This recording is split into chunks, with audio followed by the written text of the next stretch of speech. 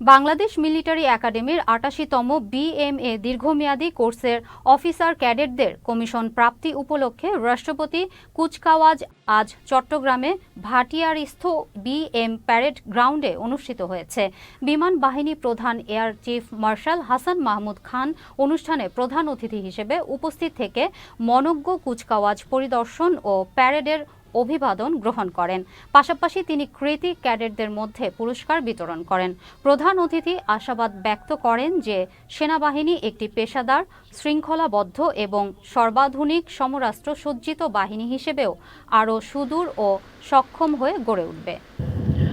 আজ থেকে ৪১ বছর পূর্বে এই একাডেমির একজন গর্বিত ক্যাডেট চির উন্নতম শিরের সামনে এই প্যারেড গ্রাউন্ডে দাঁড়িয়ে আমি স্মৃতিকাতর এবং একই সাথে নবীন নেতৃত্বের প্রতি কিছু দিক নির্দেশনা দেওয়া আমার কর্তব্য বলে মনে করছি।